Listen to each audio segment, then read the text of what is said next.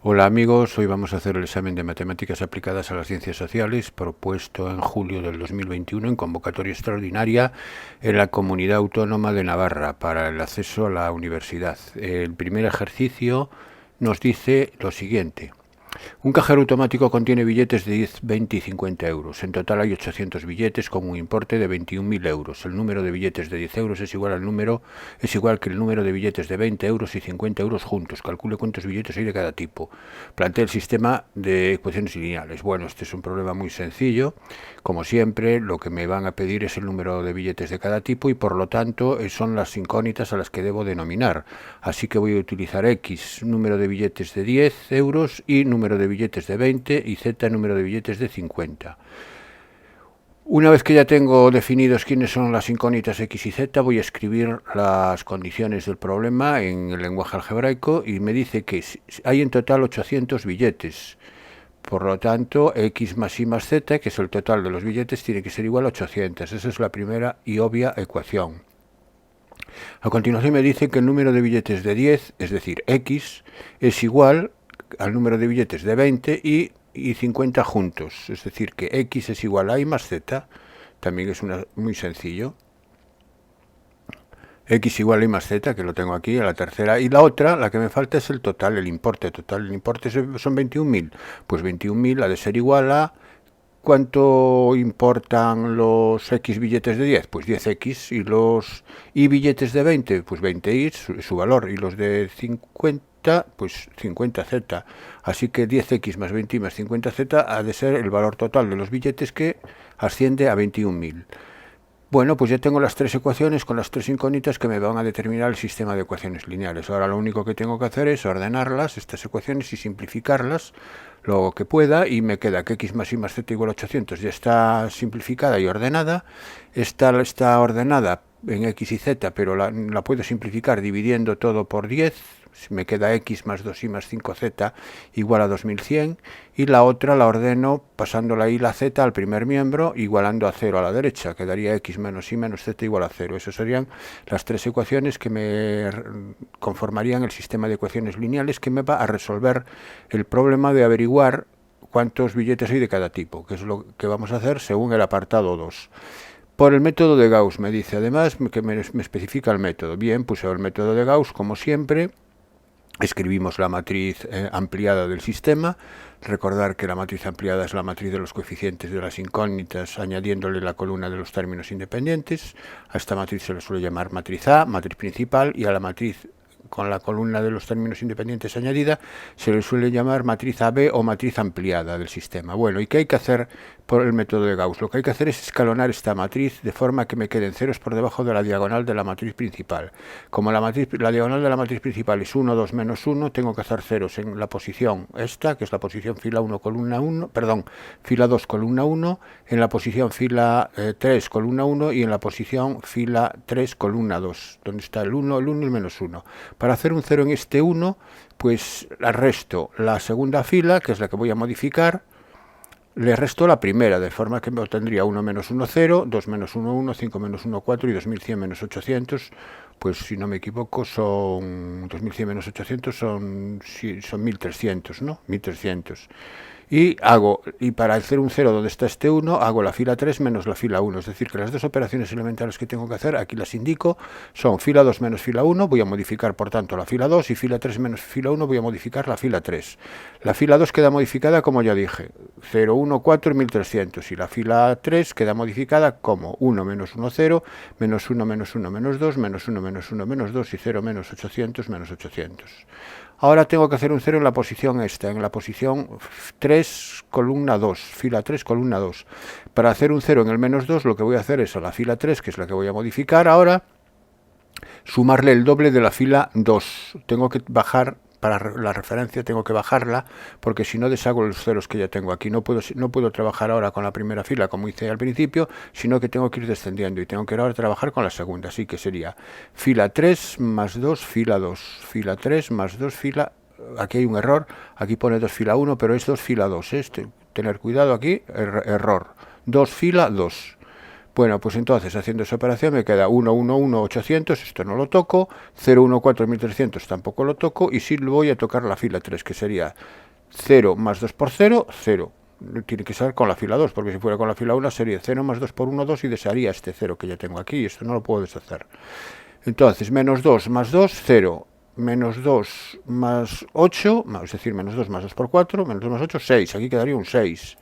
Y aquí quedaría menos 800 más 2600, pues son 1800. Bueno, pues una vez que ya he escalonado la matriz por el método de Gauss, voy a ver cuál es el sistema equivalente correspondiente a esta matriz. Obtengo el sistema equivalente siguiente. X más y más z igual a 800 es la primera ecuación. Eso no varía.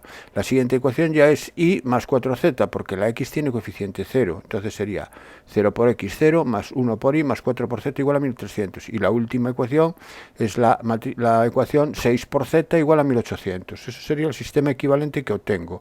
Para resolverlo, pues es trivial la resolución, porque empezamos por la ecuación más sencilla, que es la última, y despejamos ya la z. Z es 1800 entre 6, que son 300. Así que tengo que z es igual a 300. Ahora voy subiendo. Si z es 300, lo hago por sustitución, es decir, y más 4 por 300 sería y más 1200 igual a 1300. Es decir, quedaría 4z, perdón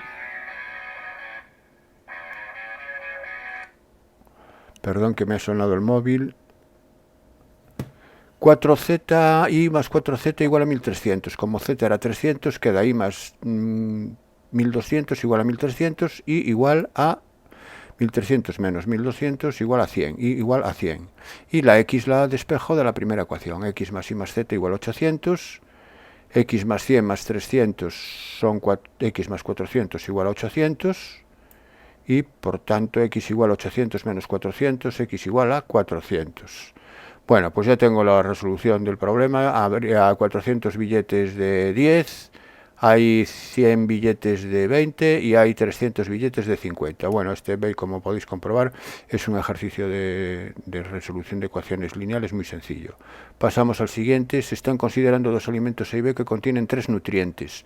Cada kilogramo de A contiene 0,1 de grasas, 0,6 de hidratos de carbono y 0,3 de proteínas.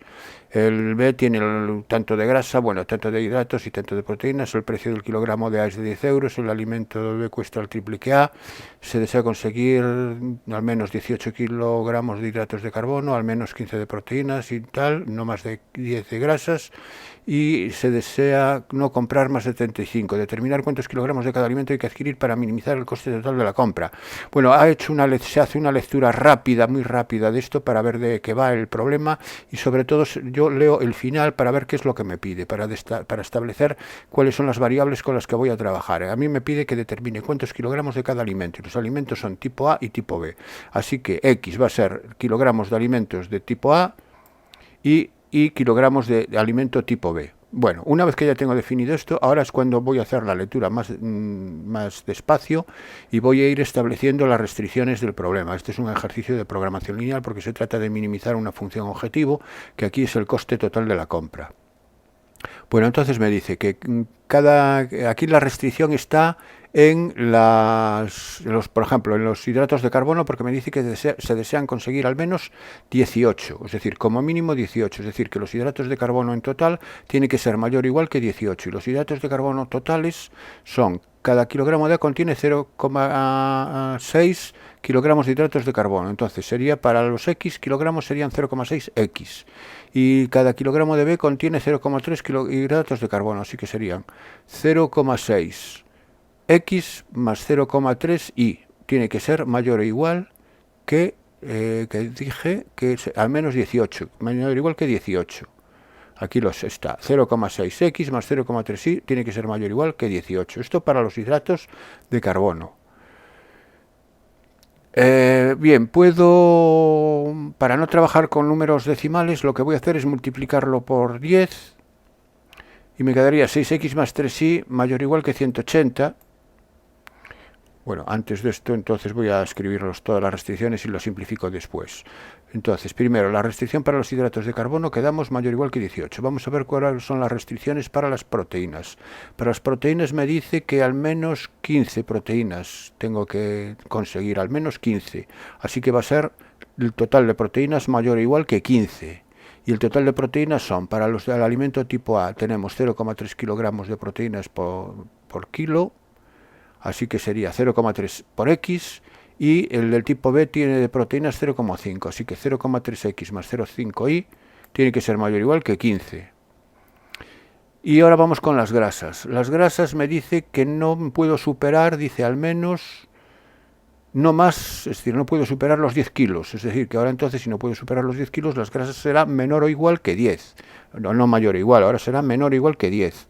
Y las grasas son, a ver, el alimento de tipo A contiene 0,1 de grasas, así que sería 0,1X, y el tipo B de grasas contiene, a ver, 0,2, entonces 0,1X más 0,2Y tiene que ser menor o igual que 10. Aquí tengo las tres restricciones fundamentales. Luego me dice que el alimento B cuesta el triple que A, es decir, que si desea conseguir al menos, dice, espera, a ver qué más leo, se desea además no comprar más de 75 kilos de A. Si no puedo comprar más de 75 kilos de A, tiene que ocurrir que X, que es el número de kilos de A, ha de ser menor o igual que 75. Esa es otra restricción. X menor o igual que 75. Evidentemente, la restricción trivial X mayor o igual que 0 e Y mayor o igual que 0, porque X e Y representan kilogramos de un determinado producto y no pueden ser negativos. Bien, a continuación escribo las restricciones ya simplificadas. ¿Qué quiere decir simplificadas? Bueno, que voy a quitar estos decimales. Para ello lo que hago es, la primera, fijaros, lo que hago es multiplico por 10 y obtengo 6X más 3Y y aquí 180. Ahora, 6X más 3Y mayor o igual que 180, puedo dividirlos por 3. Y me queda, al dividirlos por 3, me queda 2X más Y mayor o igual que 60, que es la restricción que tengo en color verde. La restricción en color verde es la misma que 0,6X más 0,3Y mayor o igual que 18. Bueno, esto que estoy haciendo aquí no es obligatorio hacerlo. Vosotros podéis trabajar perfectamente con estas restricciones con números decimales. Yo las traslado a números enteros porque, bueno, por comodidad y porque me resulta más sencillo. Igualmente hago con esta, aquí multiplico por 10 y queda 3X más 5Y mayor o igual que 150. Aquí ya no la puedo simplificar más porque si 5 son primos entre sí ya no puedo dividirla por ningún número en común, ¿no? Número entero en común. Aquí multiplico por 10 y me queda X más 2Y menor o igual que 100, también lo mismo, ya está simplificada. X menor o igual a 75 no tiene nada que simplificar y luego le añado las que comentaba, las triviales, X mayor o igual que 0 e Y mayor o igual que 0, que me van a ceñir la región de fascible, la región de soluciones de las restricciones en el primer cuadrante, ¿no? Bueno, pues planteo el problema. El problema queda planteado aquí, solamente decir que tengo que la función objetivo es el coste. Y el coste me dice que, lo tengo por aquí, el precio de un kilogramo de A es de 10 euros.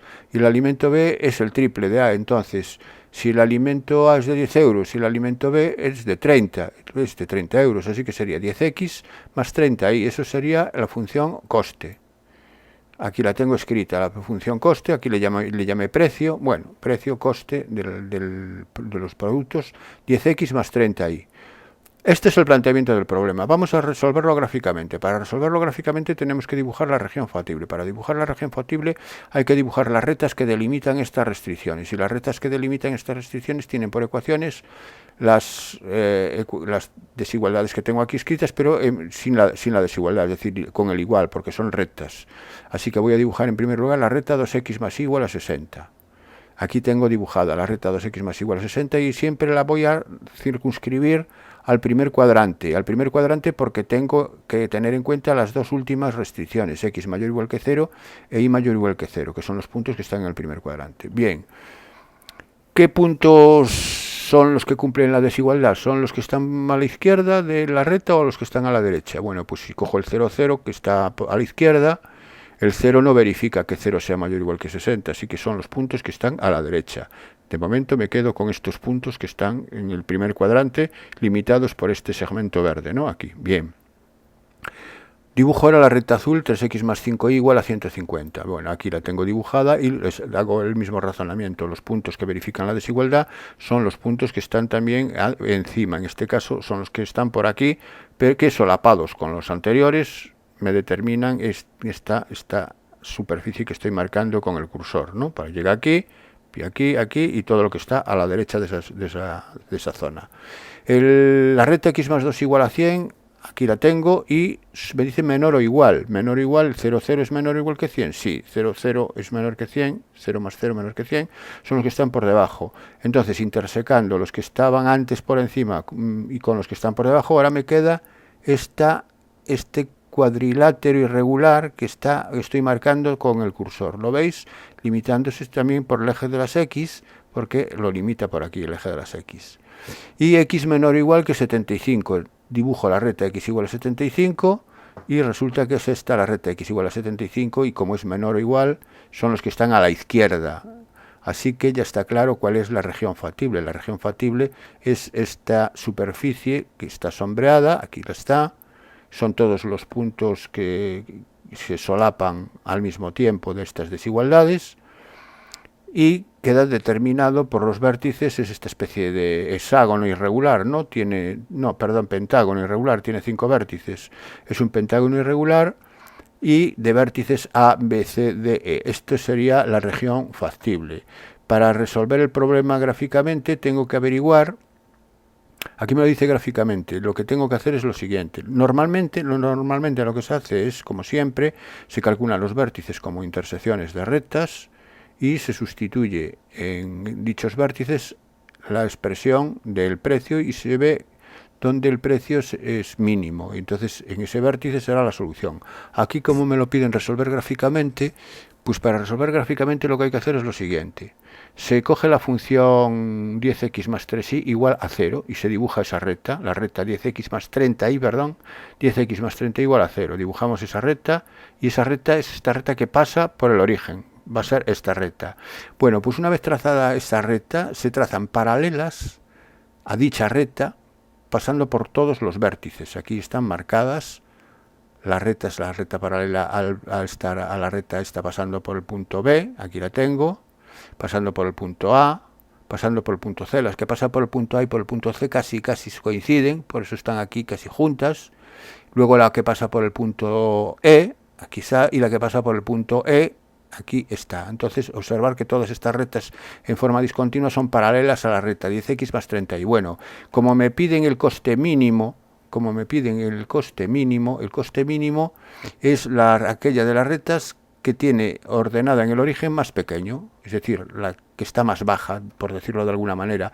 La que está más baja es la primera recta, que es la que pasa por el punto B. Entonces, el punto B sería la solución a mi ejercicio. Así que solución es el punto B, porque es el mínimo, se alcanza en dicho punto. El punto B es la intersección de la recta aquí en color azul con el eje de las X, es decir, y igual a 0, que es el eje de las X, y la recta de color azul, que es 3x más 5y igual a 150. Haciendo este sistema, despejando X, me queda 50. Entonces la solución es 50, 0. Es decir, que tengo que comprar 50 kilos del alimento A y ninguno del alimento B para verificar todas las restricciones y que el precio sea el menor posible. Esa sería la solución. Y el coste, ¿a cuánto asciende el coste? El coste es 10 por 50, porque es X50 y 0, son 500 euros. Sería el coste mínimo. Bueno, eso sería la resolución gráfica. Ahora me dice que analice gráficamente qué ocurriría si lo que se deseara maximizar, maximizar ahora la cantidad de una vitamina, sabiendo que cada kilogramo de A tiene 1,5 unidades y cada kilogramo de B tiene 2 unidades de dicha vitamina.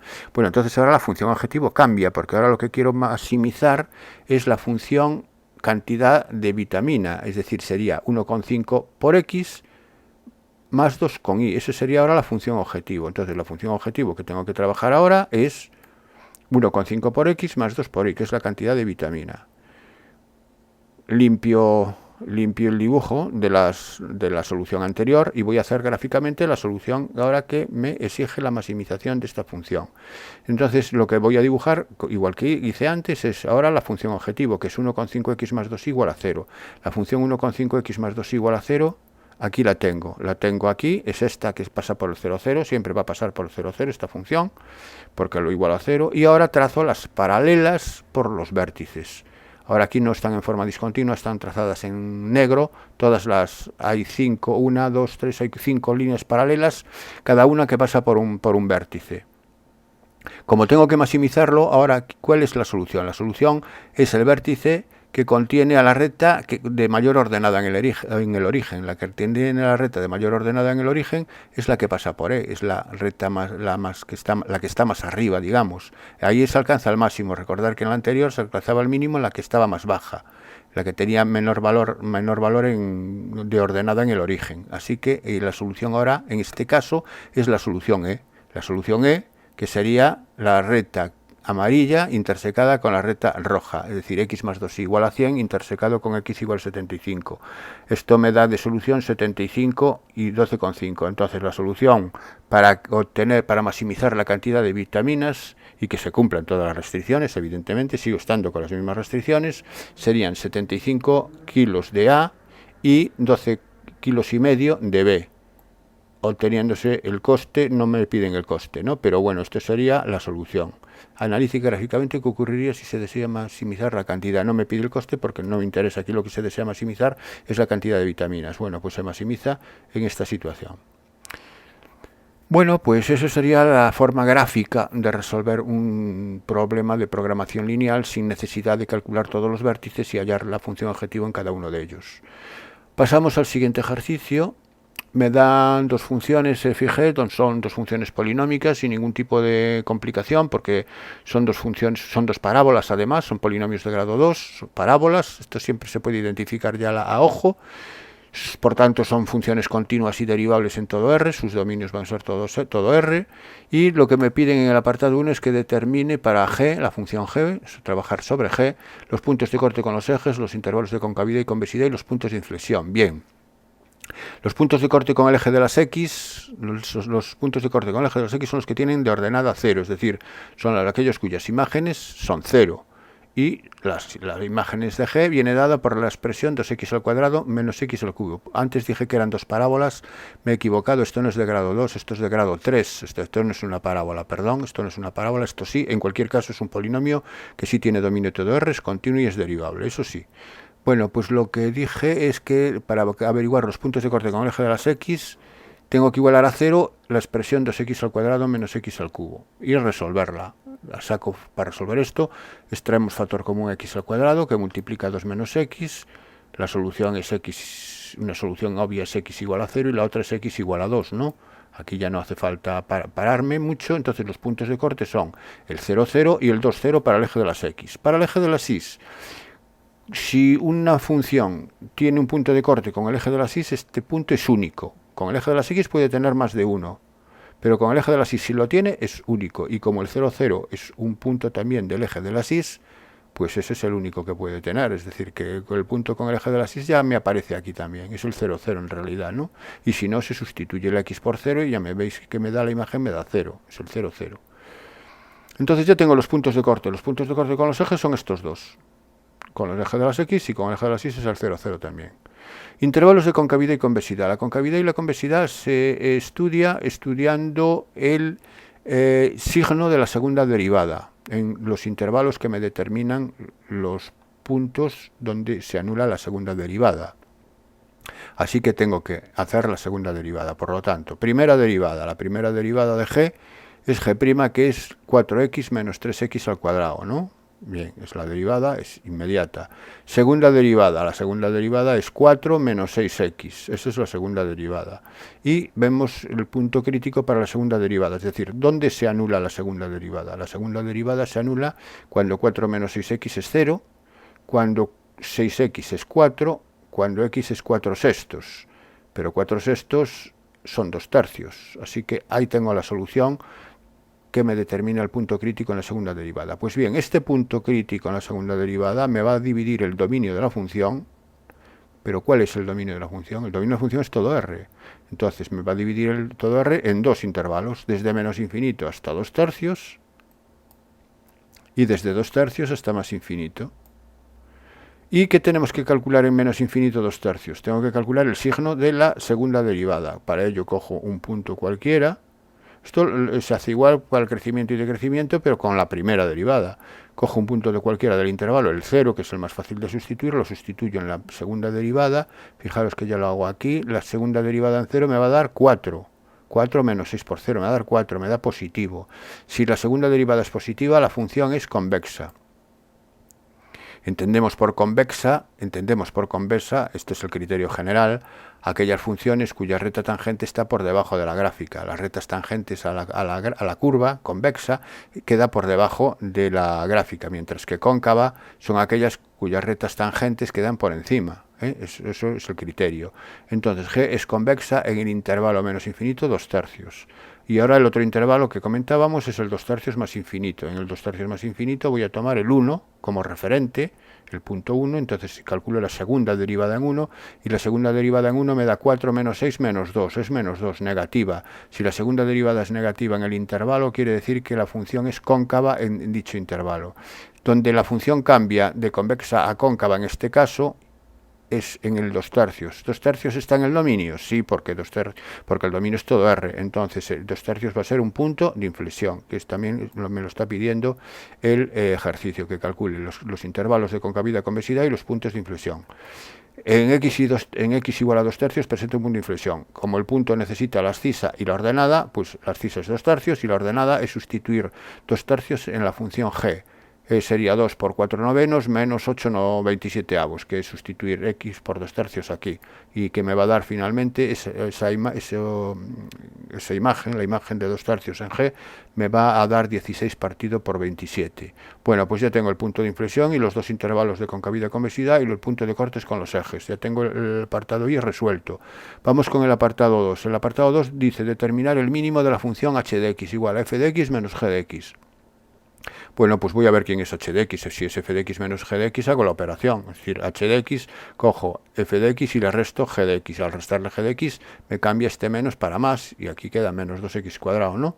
Bueno, hago operaciones aquí, es decir, sumo términos semejantes. En realidad los de grado 2, solamente hay semejantes de los de grado 2, y me queda esta función, ya la ordeno por grado, me queda x al cubo, menos 3x al cuadrado, menos 9x más 10. Esa sería la función h de x, es un polinomio también, no tiene ningún problema, es continuo y derivable, y tengo que calcular el mínimo. Bueno, pues para calcular el mínimo, sabéis que los extremos de una función polinómica se anula, es donde se anula la derivada. Tenemos que buscar donde la derivada se anula, así que derivada, la derivada es 3x al cuadrado, menos 6x, menos 9. ¿Dónde se anula? Resolvemos la ecuación derivada igual a 0. Lo que pasa que esta ecuación lo que hago es simplificarla y divido por 3 y queda x al cuadrado menos 2x menos 3 igual a 0. Las soluciones son menos 1 y 3. Esto lo podéis comprobar por la fórmula de la ecuación de segundo grado, que esas son las soluciones. Así que aquí tengo los dos puntos críticos donde se anula la derivada. Para ver si son máximos o mínimos, o si pueden ser puntos de inflexión también, voy a utilizar el criterio de la segunda derivada. El criterio de la segunda derivada, para ello calculo la segunda derivada, y la segunda derivada es 6x. Aquí hay un error. ¿Por qué? Porque yo derivé la función simplificada, 2x menos 2. No puedo hacer eso.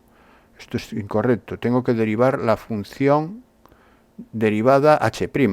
Aquí simplifiqué para resolver una ecuación igual a 0, pero no puedo hacer la derivada prescindiendo de los coeficientes originales. Entonces aquí, cuidado, es 6x menos 6, repito, error aquí, 6x menos 6. Vamos a ver si eso no me estropea el final del problema. El criterio de la segunda derivada me dice que la segunda derivada en los puntos críticos, si me da positivo, hay un mínimo, si me da negativo, hay un máximo. Entonces vamos a ver la segunda derivada en menos 1. La segunda derivada en menos 1 va a ser, dije que era 6x menos 6, ¿no? Entonces va a ser menos 6 va a ser menos 12. Aquí no va a dar menos 4, sino que me va a dar menos 12. En cualquier caso me da negativo. Si me da negativo, lo que puedo afirmar es que en x igual a menos 1 hay un máximo relativo. En x igual a menos 1 es un máximo. Y la imagen es el menos 1 y sustituimos menos 1 en la función original, en h. Sería menos 1, menos 3, menos 4 más 9 5 más 10, 15. Creo que es el menos 1, 15. Bueno, aún no lo he calculado. Y vamos con la segunda derivada en el otro punto crítico, en 3. Pues la segunda derivada en 3 es 6x, que es 6 por 3, 18. 18 menos 6 son 12. Aquí era menos 12 y ahora son 12, no 4. Pero también es mayor que 0. A mí lo que me interesa es el signo, no el valor. Es mayor que 0, eso quiere decir que en x igual a 3 hay un mínimo relativo. Podemos calcular las imágenes, el 3 menos 17, un mínimo que me pide, que determinar el mínimo, al máximo no me lo pide. Bueno, pues me pide el mínimo, si me pide el mínimo, 3 menos 17. ¿De dónde sale este menos 17? De sustituir 3 en la función h. 3 al cubo, 27, menos 3 por 3 al cuadrado es menos 27. 27 menos 27, 0. Menos 9 por 3, 27. 27 más, menos 27 más 10, menos 17. De ahí sale, de la imagen. Bueno, pues con aquí se acaba el ejercicio. Insisto, aquí hay una segunda derivada mal hecha. Esto es 6x menos 6, porque aquí se me fue la mano a la función derivada simplificada, cuando lo simplifiqué para resolver la ecuación. Bueno, pero bueno, al final no me afecta al resultado del mínimo. Seguimos con el siguiente ejercicio. Me dan una función definida a trozos. En el primer trozo es una parábola o una rama de parábola y en el segundo trozo también es otra rama de parábola, separadas por el punto 2. Es decir, que entonces para los x menores que 2 la función es continua, para los mayores que 2 también lo es, y me falta saber si lo es para x igual a 2. Como me piden la continuidad de la función en general, solamente tengo que estudiar la continuidad en 2, y para estudiar la continuidad en 2 tengo que ver que la imagen coincide con el límite cuando x tiende a 2. ¿Quién es f de 2? Bueno, pues f de 2, la imagen se toma aquí en la primera expresión, porque el 2 se toma en el primer dominio. 2 al cuadrado menos 2 por 2. 2 al cuadrado es 4, menos 2 por 2, 4. La imagen de 2 es 0. Vamos con el límite cuando x tiende a 2 de la función. Cuando x tiende a 2 va a depender. Si tiende por la izquierda tenemos una expresión, si tiende por la derecha tiene otra expresión. Entonces esos serían los límites laterales. Límite cuando x tiende a 2 por la izquierda, tomamos x al cuadrado menos 2x y el límite es 0. Vimos que al sustituir x por 2 me da 0. Y si ahora calculo el límite cuando x tiende a 2 por la derecha, tengo que tomar la otra expresión, porque cuando esto tiende a 2 por la derecha me queda menos 2 al cuadrado, que es menos 4, menos 4 más 6 por 2, 12, menos 4 más 12, 8, 8 menos 8, 0, también me da 0. Eso quiere decir que el límite cuando x tiende a 2 de f de x es 0, y coincide con la imagen, con f de 2. Si el límite coincide con la imagen, la función es continua en x igual a 2. Como era continua para los menores que 2 y los mayores que 2, puedo afirmar que f es continua en todo R. Representarla gráficamente la función. Bueno, para representar gráficamente la función, como sé que son dos ramas de parábola, pues lo que voy a estudiar son las parábolas, y para estudiar las parábolas necesito saber los puntos de corte con los ejes y el vértice dónde está y si es un máximo o un mínimo. Con eso es suficiente. Así que los puntos de corte de la primera, x al cuadrado menos 2x igual a 0, saco factor común x, se me corta en x igual a 0 y x igual a 2, así que los puntos de corte son el 0, 0 y el 2, 0, y además ambos funcionan porque x vale 0 y x vale 2 y están en el dominio de definición de x al cuadrado menos 2x. Por tanto, por estos dos puntos va a cortar la primera parábola. ¿Dónde está el vértice? El vértice ese que está en... Aquí hay un error, no es 0, 2, es 2, 0. La x es 2 y la y es 0, perdón, 0, 0, 2, 0.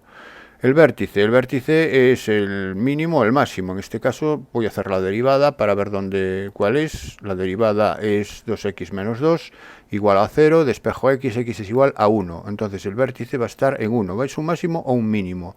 Pues la segunda derivada es 2, positiva. Si la segunda derivada es positiva, es un mínimo. Entonces ya tengo. ¿Y la x igual a 1 está en el dominio? Sí. ¿Y dónde alcanza ese mínimo? En la imagen de 1, que sería 1 menos 2 en menos 1. El punto es el 1 menos 1. Tiene un vértice en el 1 menos 1.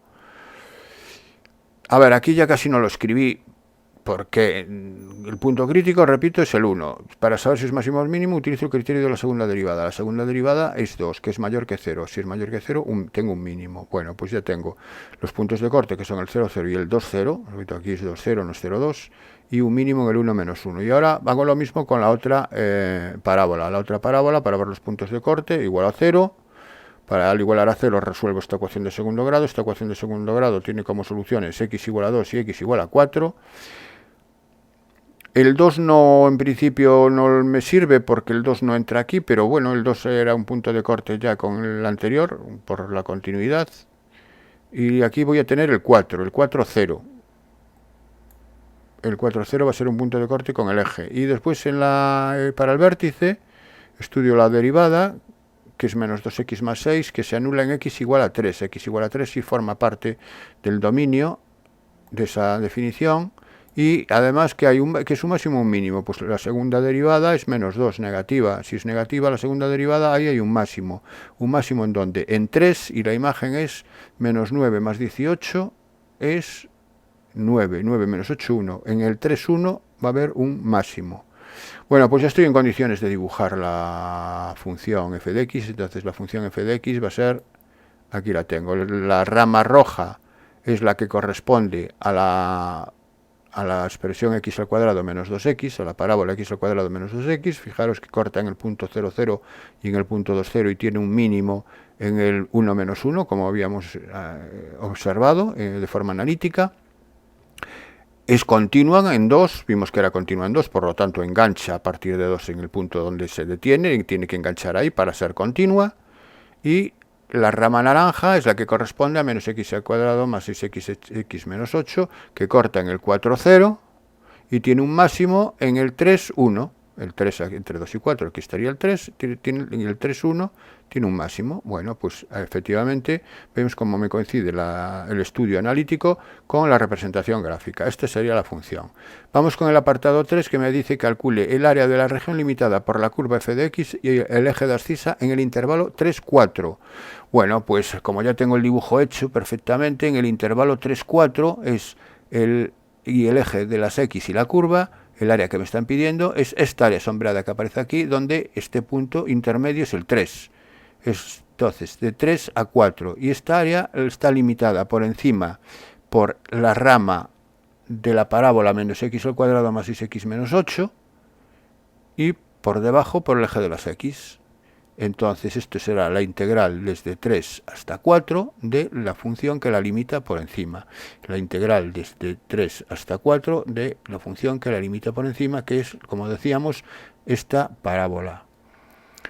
La integral es, ahora calculo la primitiva de esto, que es menos x al cubo partido por 3 más 6x al cuadrado partido por 2 menos 8x, 6x al cuadrado partido por 2 es 3x al cuadrado, y eso evaluado entre 4 y 3. Aplicamos la regla de Barrow y sustituimos esto por 4, obteniendo estas cantidades. Al sustituir x por 4 aquí dentro tengo estas cantidades, menos, y sustituyo por 3, obteniendo estas otras cantidades, teniendo en cuenta que tiene un menos delante. Bueno, pues haciendo estas sumas con la calculadora o a mano, como queráis, me va a dar 2 tercios. 2 tercios de unidades al cuadrado. Eso sería el área, 2 tercios de la unidad. Una unidad, tal y como está dibujada en la escala aquí, que es aquí está cada cuadrado grande, es de 2 por 2. Aquí la unidad es la mitad de un cuadrado grande. Entonces lo que me está diciendo es que esto equivale a 2 tercios de una mitad de un cuadrado grande 2 por 2 de aquí. Bueno, esto sería el ejercicio resuelto ya definitivamente. Pasamos al siguiente ejercicio. Me dice que en una pequeña localidad hay 25 candidatos para realizar una actividad de voluntariado, de los que el 60% son estudiantes, el 32% jubilados y el resto trabajadores. Se seleccionan al azar 3 candidatos distintos, calcular la probabilidad de que todos ellos sean jubilados. Bueno, lo primero que tenemos que ver es la cantidad que hay de cada uno de ellos. Como hay 25 en total y me dice que el 60% son estudiantes, voy a ver cuántos estudiantes hay. Y el 60% de 25 es 60 por 25 entre 100, que esto es 15. Hay 15 estudiantes. Jubilados son el 32%. El 32% de 25, pues son 8. Es 32 por 25 partido por 100, eso me va a dar 8. Hay 8 jubilados. Y el resto son trabajadores. Como tengo ahora 15 y 8, ya no calculo el tanto por ciento. Sería el 8% de 25, pero ya no lo calculo, ya lo hago por diferencia. 15 más 8 son 23, ¿no? Como había 25 candidatos, me faltan 2 personas. Pues esos 2 son los que faltan, son los 2 trabajadores. El resto son trabajadores. Bueno, pues entonces tengo 15 estudiantes, 8 jubilados y 2 trabajadores. A partir de aquí me dice que si seleccionan al azar tres personas de estas 25, probabilidad de que todos ellos sean jubilados. Bueno, pues voy a escribirlo así para abreviar. Probabilidad de que sea jubilado el primero, jubilado el segundo, jubilado el tercero. Pongo JJJ. En realidad sería intersecciones, pero para abreviar la escritura, haciendo un poco abuso del lenguaje, lo indico así. Esto es muy sencillo, desde pura lógica. Si que el primero sea un jubilado, casos favorables. Los jubilados, ¿dónde estaban? Los jubilados eran los 8. Casos favorables, 8. Casos posibles, 25. Sería 8 partido por 25. Que el segundo sea jubilado, como el primero ha sido jubilado ya, ahora me quedan 7. Y me quedan 24 personas, 7 multiplicado por 7 partido por 24. Y ahora, ¿y el tercero? El tercero sería 6 partido por 23. Entonces, esta sería la probabilidad de que los 3 fuesen jubilados. Repito, tengo casos favorables para el primero, tengo 8 jubilados y tengo 25 personas. Entonces, que el primero sea jubilado es esto.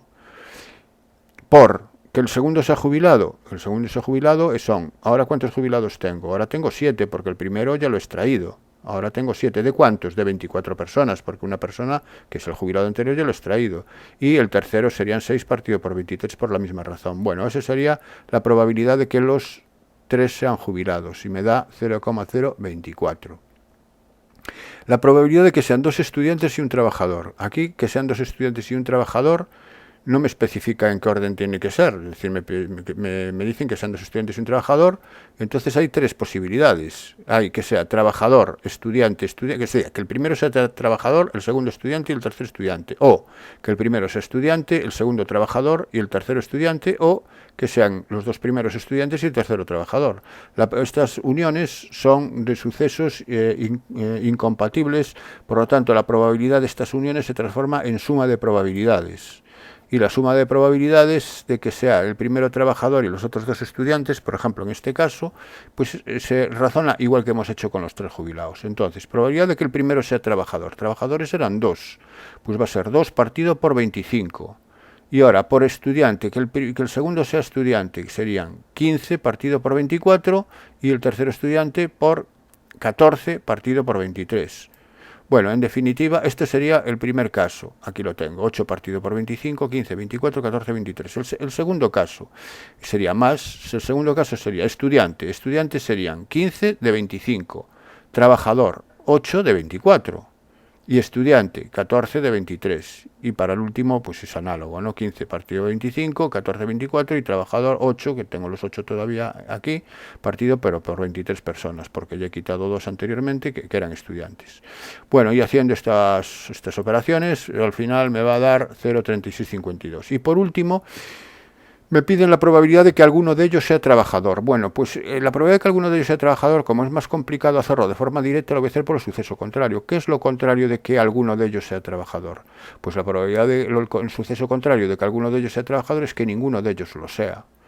Por lo tanto, la probabilidad que me están pidiendo en el apartado 3 es 1 menos la probabilidad de que ninguno sea trabajador. Y la probabilidad de que ninguno sea trabajador lo indico aquí, que el primero no sea trabajador y el segundo no sea trabajador y el tercero no sea trabajador. Utilizo la barra para indicar suceso contrario, ¿no? T sería contrario a trabajador. ¿Y cuál es la probabilidad de que el primero no sea un trabajador? La probabilidad de que... ¿Qué casos favorables hay de que no sea trabajador? Los trabajadores eran 2. Por lo tanto, no trabajadores hay 23. Así que el primero no sea trabajador será 23 partido por 25. Que el segundo no sea trabajador será 22 partido por 24 y que el tercero no sea trabajador será 21 partido por 23. Por lo tanto, la solución es 1 menos, lo que decía, 23 partido por 25, 22 partido por 24, 21 partido por 23. Haciendo este producto y restándole de 1, el resultado final es, si no me equivoqué con la calculadora o con las cuentas, el resultado final es 0,23. Bueno, aquí lo único, repito, que es un poco abuso del lenguaje, la forma de escribir los sucesos de esta manera, pero yo creo que queda claro cómo se hace y la lógica del ejercicio. Bien, pasamos al siguiente. Un estudio concluye que el tiempo que tarda un fumador en dejar de fumar se ajusta a una distribución normal. Bien, es decir, que tengo una variable aleatoria X, que es una normal de media nu y desviación típica sigma. No me dice de momento cómo mido el tiempo, en que lo mido, me lo dirá más adelante. A ver, dice, con una muestra de 144 esfumadores, es decir, tengo un tamaño muestral de 144, n es 144, se ha calculado el siguiente intervalo de confianza al 90%, es decir, 1 menos alfa es 0,9, para el tiempo medio en meses. Ah, bien, X es el tiempo medido en meses. Tiempo en meses en dejar de fumar. Y el intervalo al 90% es este que aquí aparece. Bueno, aquí está, el intervalo al 90%. Calcule la varianza poblacional. La varianza poblacional es la desviación típica poblacional, es sigma al cuadrado. Entonces tengo que hallar sigma y el resultado elevarlo al cuadrado para calcular la varianza. Y calcular el tiempo medio en dejar de fumar para la muestra de los 144 fumadores. Bueno, el tiempo medio es muy fácil. El tiempo medio para dejar de fumar de los 144, como he obtenido un intervalo de confianza aquí, el tiempo medio va a ser siempre el centro del intervalo. Y el centro del intervalo es la suma de los extremos partido por 2. Así que el tiempo medio, que es x barra, va a ser la suma de los extremos partido por 2. Esto me va a dar 20, el numerador me da exactamente 20, 20 partido por 2, 10 meses. 10 meses, ese sería el tiempo medio. Tiempo medio de la muestra, de la muestra, de los 144. Y ahora vamos a ver cómo calculamos la varianza poblacional. Bueno, pues para calcular la varianza voy a calcular sigma, la desviación típica. Y la sigma aparece en la expresión del radio del intervalo de confianza. Recordar que el intervalo de confianza tiene un centro, que en este caso vale 10, más menos el radio. Y el radio es z alfa medios. El z alfa medios es el valor característico cuya probabilidad acumulada hasta él es 1 menos alfa medios, partiendo del nivel de confianza. Entonces voy a averiguar quién es 1 menos alfa medios. Y entonces, como os decía, el radio es z alfa medios por sigma, que es la desviación típica, partido por la raíz de n, partido por la raíz de 144. Así que a partir de ahí es donde lo voy a... y eso lo voy a identificar con el radio. Entonces, primero voy a calcular el z alfa medios. A partir del 1 menos alfa... Bueno, el radio lo puedo calcular inmediatamente, porque el radio, ¿quién es? El radio es... podemos hacerlo de dos formas. Aquí lo tengo hecho como el radio es la diferencia entre el valor extremo superior, que es 10,41,12,5, menos el centro. Como el centro es 10, que ya lo acabo de calcular, hago esta diferencia y obtengo 0,41,125. Si no tuviera el valor 10, ¿cómo calculo el radio? Pues el radio sería la diferencia entre 10,41,125 menos 9,58,875, que eso sería la amplitud del intervalo total, dividido por 2. Me va a dar lo mismo, 0,41,125. Bueno, eso sería el radio del intervalo. Entonces, el radio lo voy a identificar, entonces, como os decía, con z alfa medios sigma partido raíz de n. Y para aquí lo tengo identificado con la expresión del radio del intervalo de confianza. Z alfa medios, ¿cómo lo calculo? Pues a partir del 1 menos alfa igual a 0,9. Si 1 menos alfa es 0,9, alfa es 0,1. Alfa partido por 2 es 0,05 y 1 menos alfa partido por 2 es 0,95. Y tengo que ir a la tabla y ver qué valor de z tiene probabilidad acumulada 0,95, el normal tipificado a 0,1. Entonces vamos aquí a la tabla, 0,95, pues busco por aquí el 0,95 y el 0,95 está comprendido entre 0,9495 y 0,9505. Bueno, pues entonces me voy a quedar con el valor del medio. El valor del medio es está entre 1,6 en la columna del 4, entre 1,64 y 1,65. Entonces voy a coger 1,645. Eso es lo que voy a coger para z alfa medios, 1,645. Bueno, pues una vez que ya tengo z alfa medios, ya tengo todo, solo me falta por despejar sigma. Así que escribo esto, pongo el valor de z alfa medios que acabo de obtener y despejo sigma. Y sigma es igual a 12, este 12 es la raíz cuadrada de 144 que pasa multiplicando al 0,41,125 y el 1,645 que multiplico a sigma, pues ahora me pasa dividiendo y haciendo esta operación me queda exactamente 3. Sigma es igual a 3. Como lo que me piden es la varianza es sigma al cuadrado, que es 9. Bueno, pues ya está. Aquí son 3 meses, aquí serían 9 meses al cuadrado, pero eso no tiene mucho sentido. Dejémoslo en cantidad numérica simple y sigma al cuadrado igual a 9. Bueno, entonces ya tenemos el apartado I resuelto. Vamos con el apartado 2. Construye un intervalo de confianza al 94% para el tiempo medio en dejar de fumar. Bueno, pues el 94% hacemos el 1 menos alfa igual ahora a 0,94.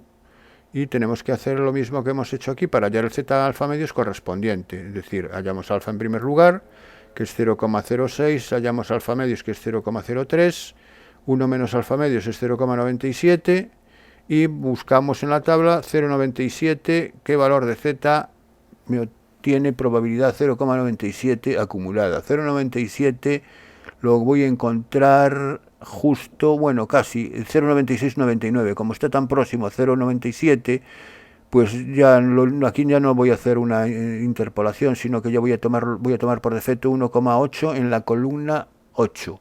Es decir, voy a tomar z alfa medios 1,88. Tomo z alfa medios 1,88 y el intervalo de confianza es la media muestral, que era 10 más menos 1,88 ahora, que es el z alfa medios, por sigma partido por raíz de 144, que es 12. Hago esta operación y me queda de radio 0,47. Fijaros que el radio aumentó con respecto al intervalo anterior, que el radio era 0,41. Aumenta porque también aumentó el nivel de confianza. Si yo quiero que el nivel de confianza sea mayor, o sea, es decir, que tenga más probabilidad de acertar, pues el intervalo lo agrando. Si lo agrando, evidentemente tengo más posibilidades de acertar, lógicamente, de decir que la media está ahí dentro, la media de la población está ahí dentro. Bueno, pues si resto y si sumo, tengo los extremos del intervalo pedido y aquí lo tengo. 9,53, 10,47. Tiene centro 10, tiene radio 0,47, igual que el anterior que tenía centro 10, pero el radio era más pequeño porque el nivel de confianza también era menor. Bueno, pues esto creo que se acaba aquí, ya no hay más ejercicios, dejármelo comprobar efectivamente. Y entonces, pues deciros que vuestro profesor siempre ha de tener la última palabra. Disculpad los errores que se han deslizado, pero yo creo que han quedado ya suficientemente aclarados. Y os espero en el próximo vídeo. Hasta la próxima, amigos.